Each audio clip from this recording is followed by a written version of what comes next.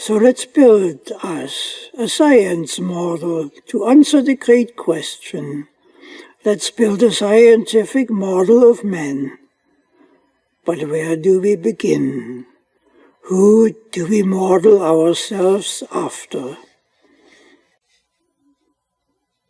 Let's begin by first creating a model of God, because man, as evidence indicates, is God's image and likeness.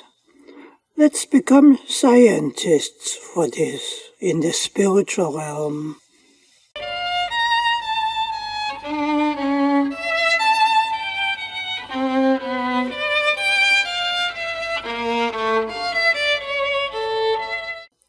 On this path, let's explore what the most accomplished pioneer in spiritual science might have presented on the subject in his time.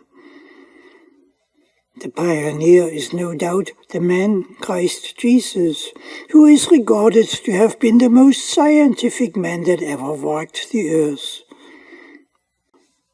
Since no historic documents existed or remain from this time of what he had actually said, let's explore scientifically what a leading-edge pioneer in spiritual science might have recognized and might have inspired the people to understand in some degree. What might this man have known about God? By what names would he have understood God? He might have recognized 7 specific names that are purely spiritual and basic to all that we recognize about God. He might have chosen these to symbolize the fundamental completeness of God. He might have done so in recognition of the 7 basic colors in the rainbow as a symbol of completeness, since these are all the basic colors that we can detect in the sunlight. But what must the model of God and man look like in real life that incorporates these 7 names?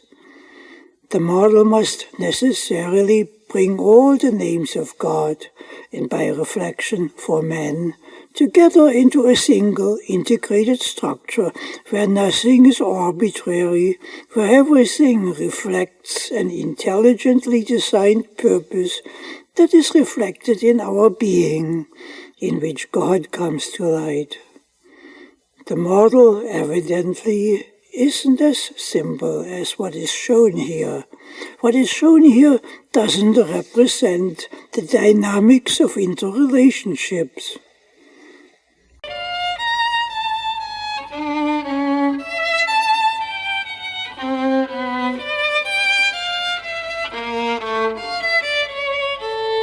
The weighty questions of our age, such as who and what are we as a human society? Are we natural slaves, as Aristotle has defined us?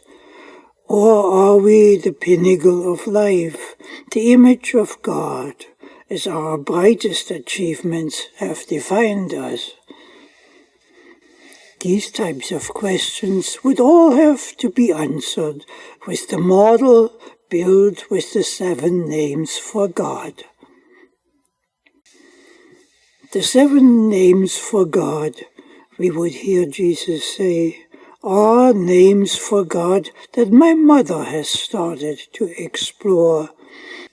These names combine into a 7-pointed star in the heavens that illumines the universe. We have developed these names over many years in Mother's Academy.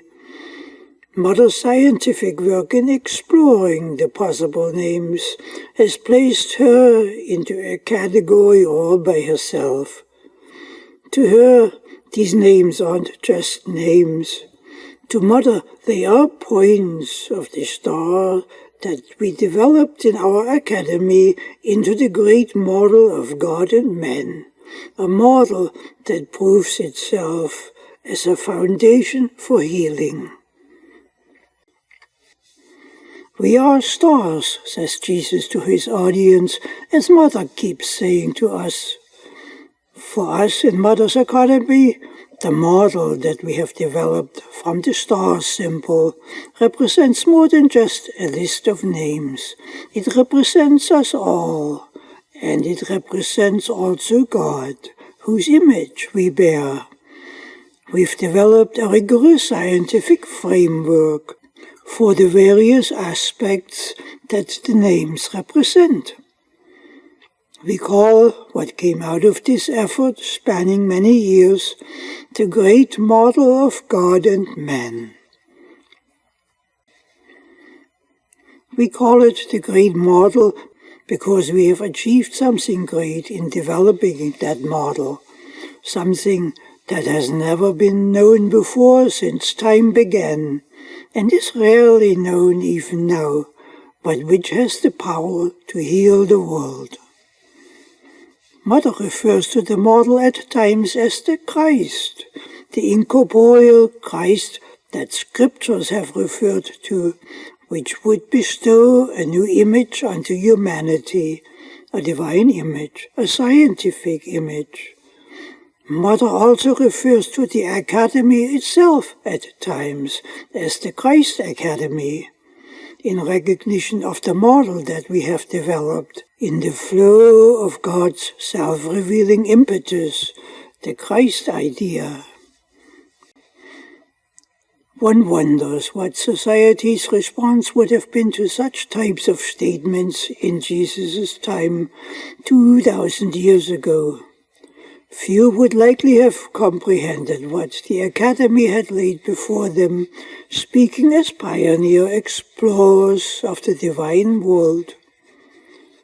Let's listen in to some of what they would say to each other in their time long ago, for which no historic records actually exist.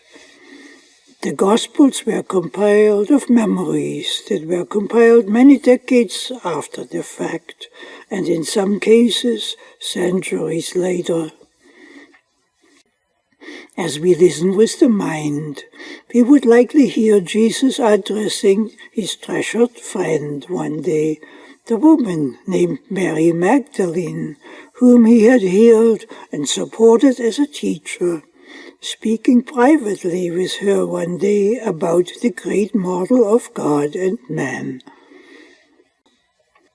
Your sparkling eyes seem to say that you want me to demonstrate the model for you, he says to her. Let me surprise you. I won't do this. I'll do better. I'll let you build the model yourself. Let me guide you. A scientific model is not a religious doctrine. It is a living construct. It is by its very design, by being scientific in nature, fully understandable by anyone who wishes to understand it, who thereby becomes able to work with it, and also able to heal with the divine recognition that it represents.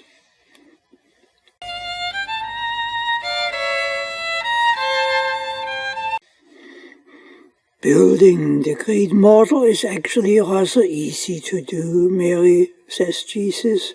It's uplifting. Science is definitely a lot more fun than religion. You can prove this to yourself. Simply draw a triangle into the sand. The form of the triangle becomes the foundation. The triangle is unique in geometry. It has no opposite sides. This is important because opposites do not exist in the spiritual dimension. Another feature of the triangle is that every one of its points is linked with every other. This is important too for spiritual perception. Nothing that is real stands isolated in the universe. In addition, A tripod structure, by standing on 3 legs, stands secure on the roughest terrain without wobbling. This, too, is a critical metaphor in the spiritual dimension. Now, Mary, draw a second triangle into the sand below the first one, but this time pointing downward. Keep a generous space between the two. You have now created a model that has 2 parts. One part is upward-oriented, and one part is downward-oriented. With this done, you are ready to apply the 7 names for God. We used the 7 names for God that we've developed in the Academy. With these names being applied, you build in your mind the great model of God. In the Academy, we've put the name Mind on the top, and Principle and Spirit on the side corners of the upper triangle.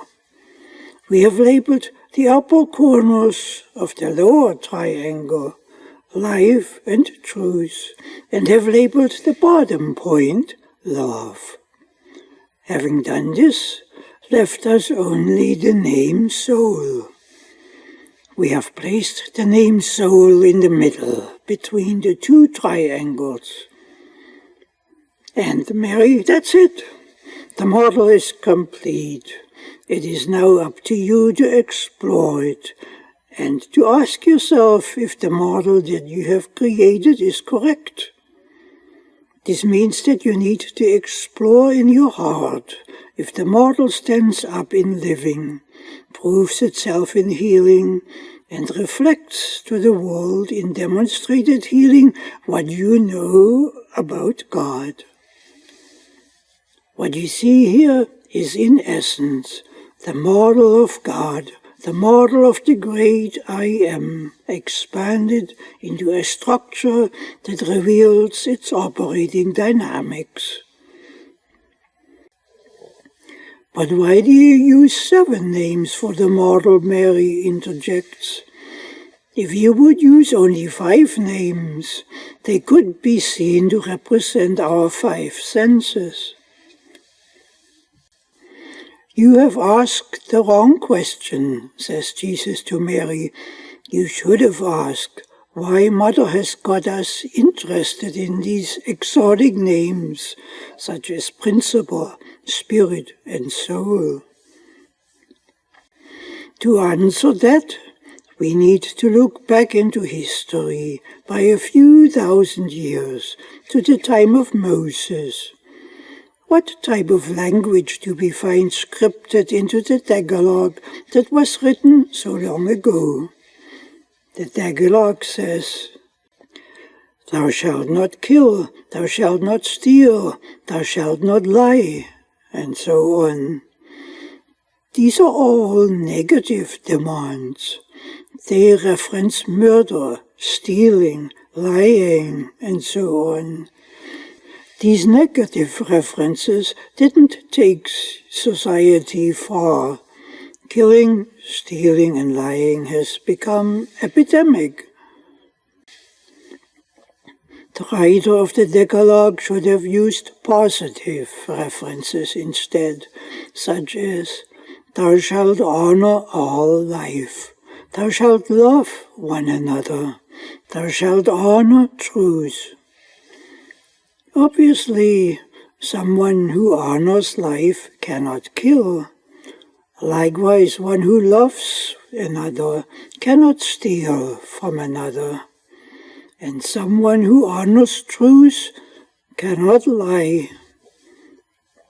But have you ever asked yourself, Mary, why the writer of the Decalogue hadn't chosen these far more powerful, positive references, but had chosen negative references instead, that almost invite what they aim to prevent? It became obvious to us in the Academy that the writer of the Decalogue couldn't have chosen the powerful positive references because the language for advanced spiritual concepts did not exist at that time. The story of Moses was likely written at the very early stage of the development of languages. The terms for killing, stealing, and lying did evidently exist in primitive written language, because these tragedies were happening and were talked about. But high-level spiritual concepts didn't get into the languages until much later. Of course, we have them now. We can talk about them now. Except we in the Academy have taken the process one step further. We have used the most extremely advanced spiritual concepts for our model of God and man that we can think of, such as soul, spirit, and principle.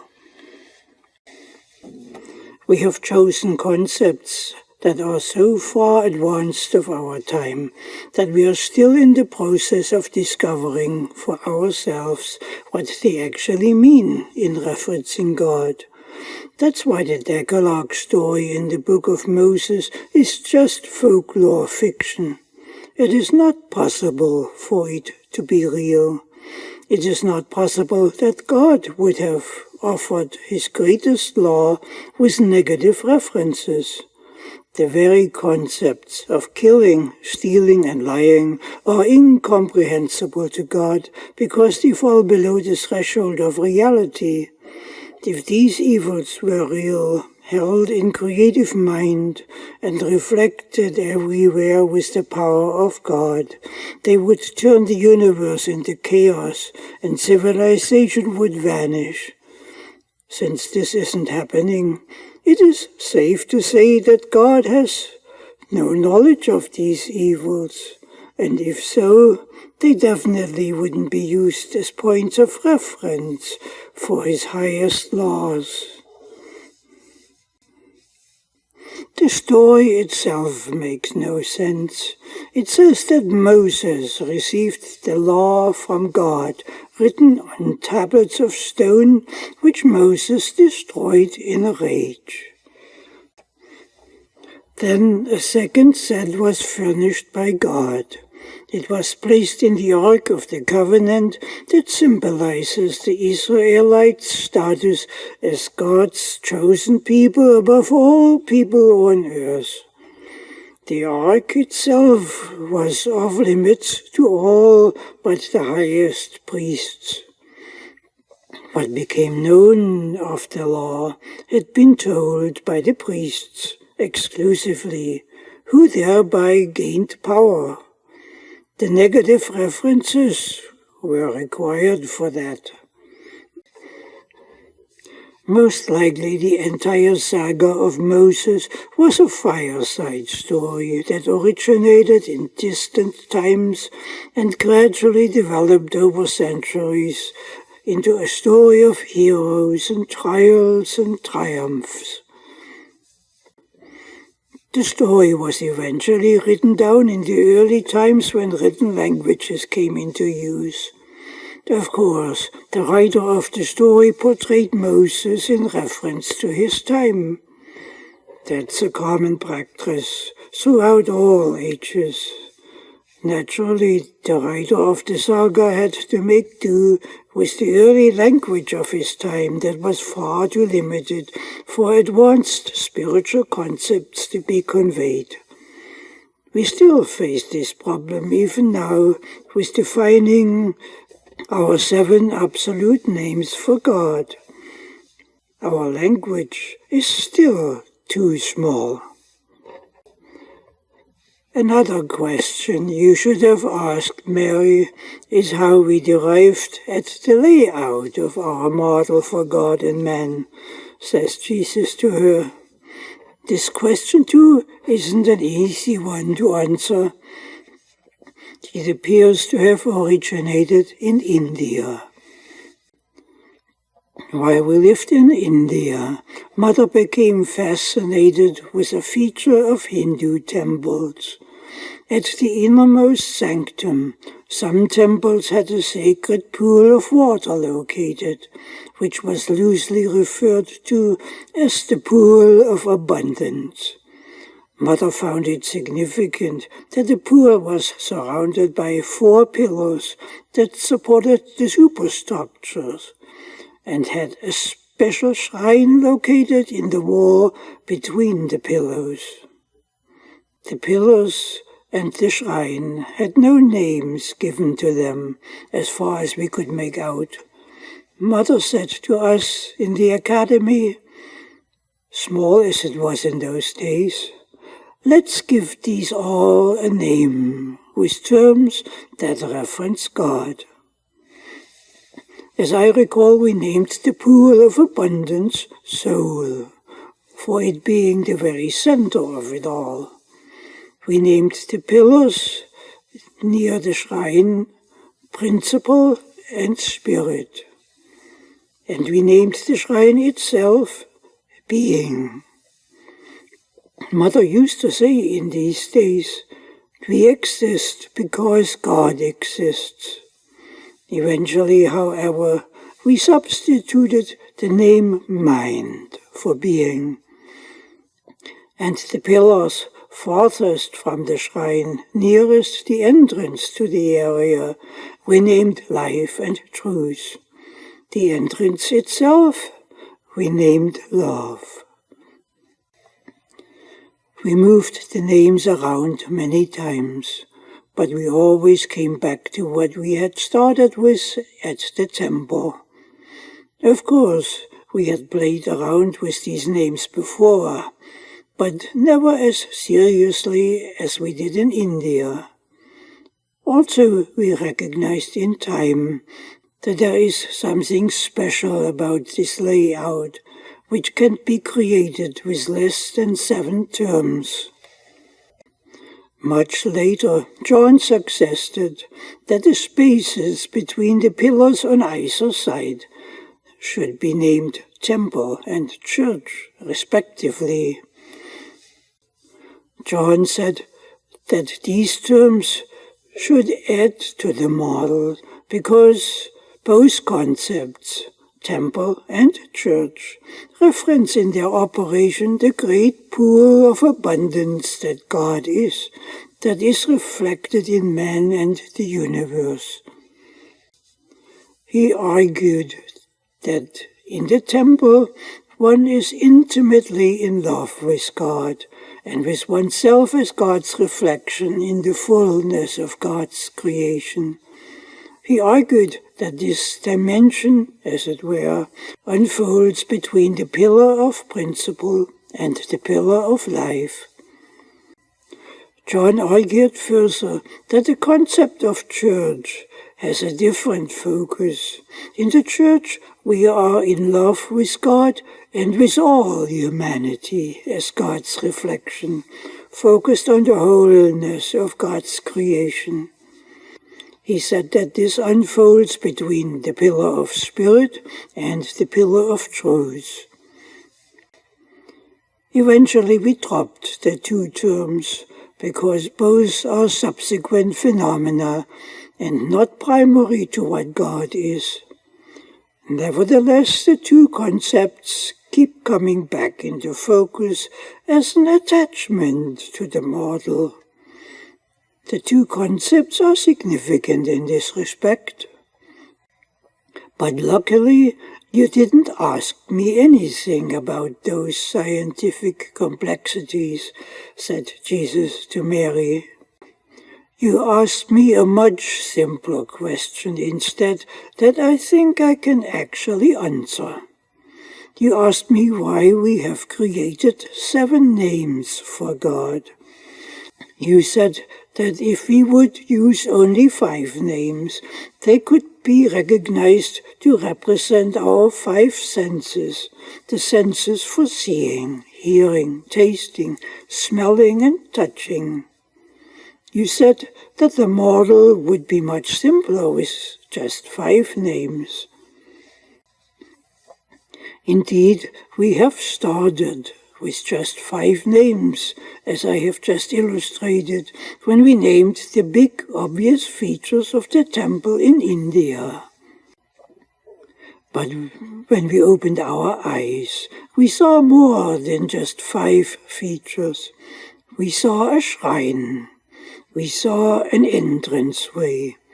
We couldn't ignore these. We needed to define them too, as a part of the structure.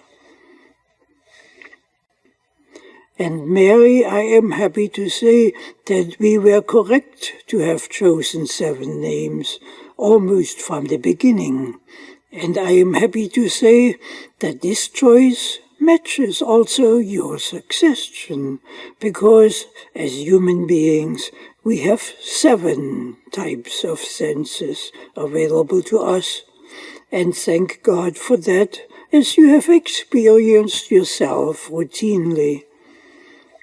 We have, in addition to the commonly acknowledged senses that we need for seeing, hearing, tasting, smelling, and touching, also the profound sex sense that is hard to ignore, which we need for expanding intimacy.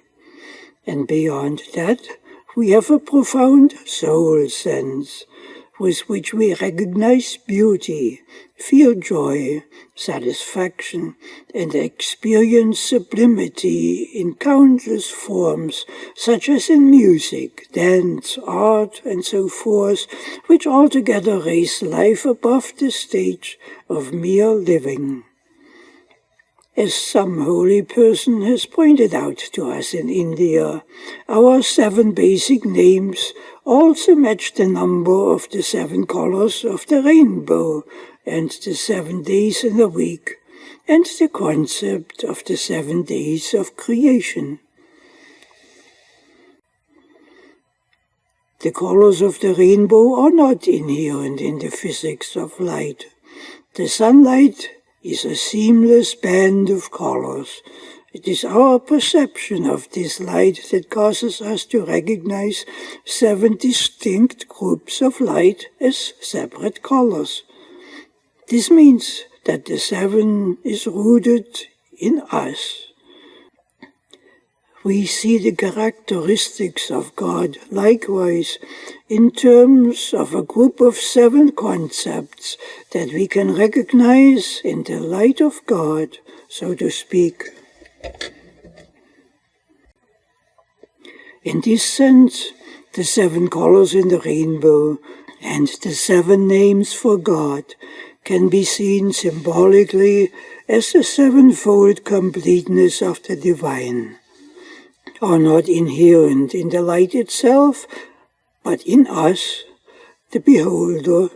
Thus, the 7-fold dimension of the divine reflected in everyone is recognized everywhere. Which means that the 7-fold dimension of our great model of God and man represents something profoundly real that goes far beyond religious mythologies. How can anyone know that this is right? Interjects Mary. What would hinder you to swap the names Principle and Spirit, for example? Isn't one as important as the other? If you do that, says Jesus, you have to swap the lower names too, because there exists an inherent link between the 2 lower and upper sets of names. Principle and life are linked. Life is principle. Principle is life. Both are a unit of one. Principle and its idea is one. Likewise, spirit is truth. Truth is spirit. The unit is one. Truthfulness and justice are prime spiritual qualities. One cannot understand justice other than as Spirit God coming to light. Also, there is a certain sequential priority involved. Principle can be seen as the divine creative animus, and the universe and man its creation. Spirit in turn defines the nature of creation. It defines the wholeness of God reflected in the wholeness of the universe and man. In this context, principle relates to fullness and spirit to wholeness. Life in turn is the highest type of principle, and truth is the highest type of wholeness. Principle and spirit are of the house of mind, and life and truth of the house of soul. Both houses together bear the color of love. You asked me if the model is right, says Jesus to Mary. One knows that it is right when one cannot improve it anymore. At this point, it is right for the moment, until love invites a more advanced perception. Love inspires the path. It designates the adventure. It leads us on the way to ever grander forms of recognition. So for now, I would say that the model is right. It is, after all, an exploration model. It is a high-level model that gives us a chance to step away from living as a corporation. The human being is not a fleshly corporation in which our individual life is located and confined. The human being is the complex, objectified form of a divine idea, which includes a vast array of constituent ideas, neither of which are bound to a closed system. The door is always open for discovering the truth. We try to figure out in Mother's Academy the dynamics that define us in broad terms, which, by our reflecting them, also define God. This is possible by us stepping away from the concept of us being a personal corporation to being a part of infinite being. We are God's expression of mind, soul, love and spirit and principle, and also of life and truth. From this basis, we can discover what makes us tick. It gives us a powerful starting position for stepping away from the myth that man is a fleshly self-made corporation. What you say turns religion upside down, Mary interjects. I have never claimed to be a religious man, adds Jesus. I am a scientific explorer, a Christ scientist.